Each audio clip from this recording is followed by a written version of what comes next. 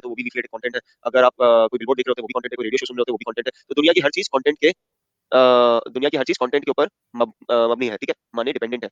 And her content की एक audience होती है, ठीक है। आप 1939 में पैदा हुए हुए शख्स को आप नहीं बता सकते कि 2022 के अंदर टिकटॉक पे डांस वीडियोस क्या उसका मतलब क्या होता है, ठीक है। उसको समझ नहीं आएंगी अनलेस वो समझना चाहता हो या चाहती हो, ठीक है।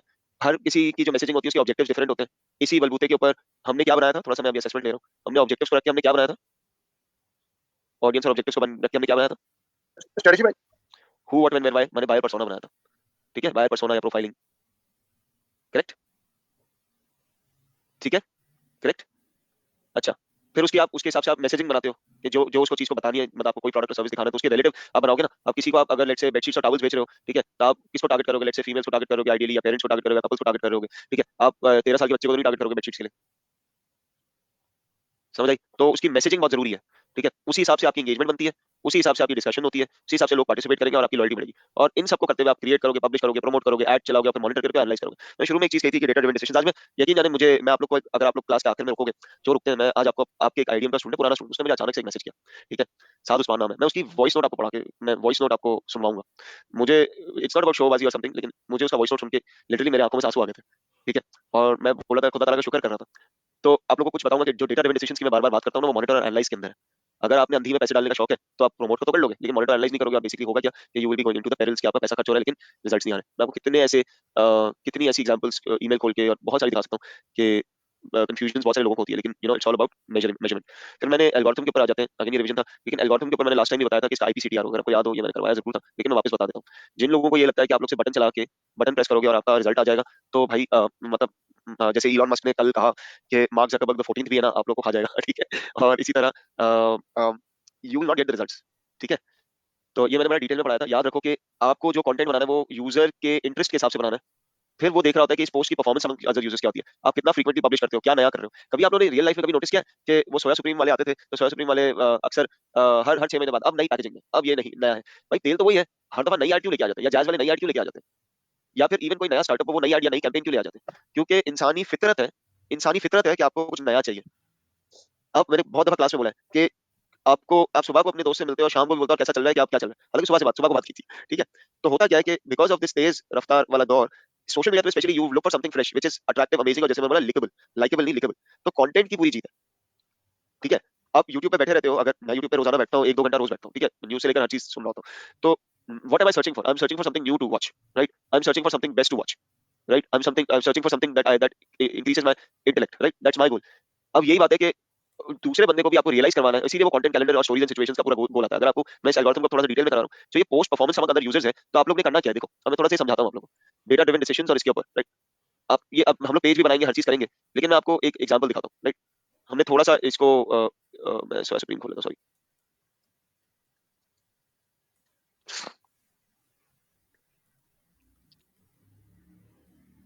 अब फेसबुक पेज हो जाए, मैं आपको ये करवाऊंगा बाय द वे, ट्विटर हो जाए, लिंक्डइन हो जाए, ठीक है, कोई भी चीज, ठीक है, कोई भी।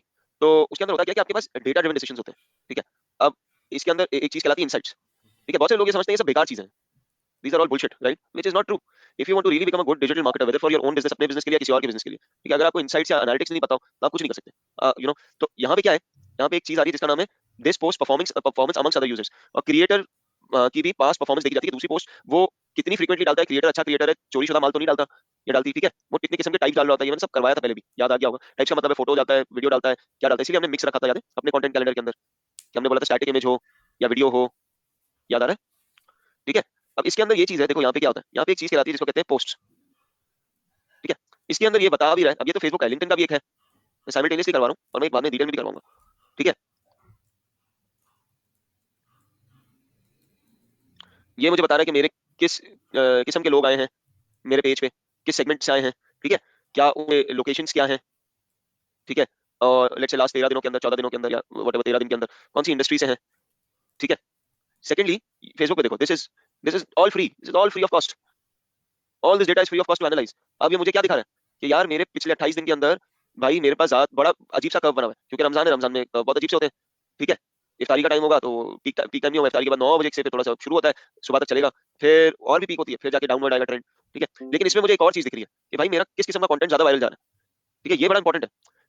ऑर्गेनिकली इसका मतलब क्या होता है कि पेड भी लगाया है। देखो इधर मैं क्या बोल रहा हूँ, और ये मैं सिखाऊंगा बाद में, डोंट वरी, लेकिन मैं अभी खाली इनसाइट देना चाह रहा हूँ। इसमें एडवर्टाइजमेंट भी लगाई है, लेकिन इसके अंदर क्या है कि इसके अंदर एक वीडियो डाली है, उसके अंदर 4.9 के रीच आई है ऑर्गेनिकली, इसके अंदर 9.6 के की रीच आई है इस वीडियो के अंदर। मेरे पास अगर मैं कोई पाकिस्तान डे की अगर या कोई नेशनल डे की कुछ डालता हूँ पोस्ट, तो उसके अंदर 12.5 के की रीच आती है।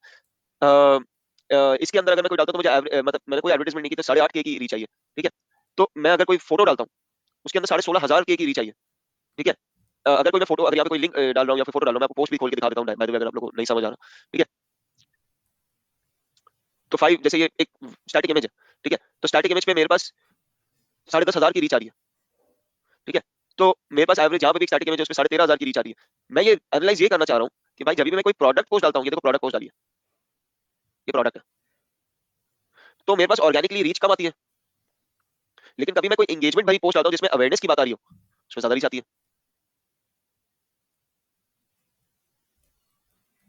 ठीक है। जब भी मैं कोई गिफ्ट शिफ्ट की बात करूंगा तो मेरी रीच डबल हो जाती है, यहाँ पे गिफ्ट दे रहे थे, ठीक है। यहाँ पे मैं कोई यहाँ पे मैंने कोई गिफ्ट विफ्ट या कोई प्रोडक्ट की बात नहीं की, ठीक है, यहाँ पे कोई प्रोडक्ट नहीं है। तो यहाँ पे बेसिकली इंटरव्यू लिया गया है, यहाँ पे किसी का क्या बोलते हैं प्रोडक्ट की बात कही है वीडियो के अंदर, ठीक है।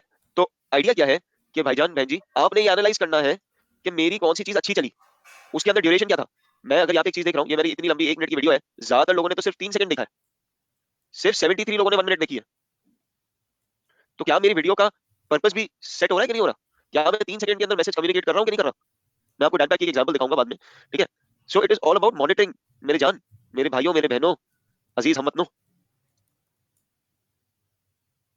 ये नहीं होता कि सुबह को संडे को उठे सैटरडे को उठे चल यार मैं लगाता हूँ पोस्ट, ऐसा ही डाटा आईडी थी भी पोस्ट कौन था,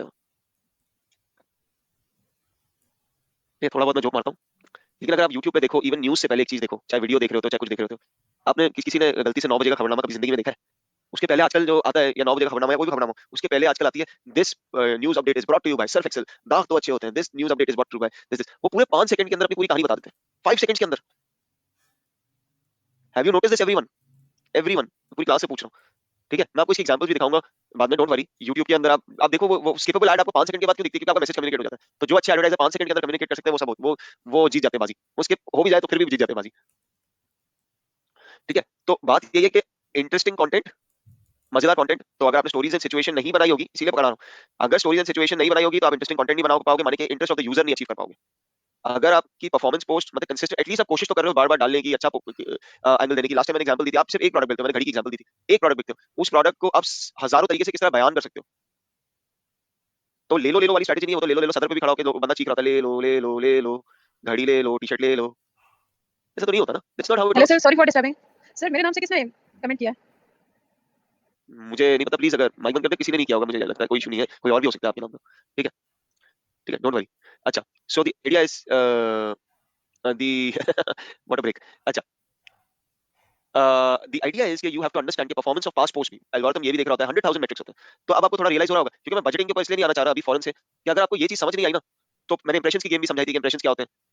तो अगर आपने एल्गोरिथम को नहीं समझा तो बजट तो माने कि जो मतलब वो बोलते हैं ना, जोखम में डाल रहे हो तो आग लग जाएगी, ठीक है। So are we all clear on this. अच्छा, मुश्किल लग रहा है, मैं चाहता हूँ कि मुश्किल लगे, जानबूझ के बोल रहा हूँ कि मुश्किल लगे आप लोगों को, ठीक है।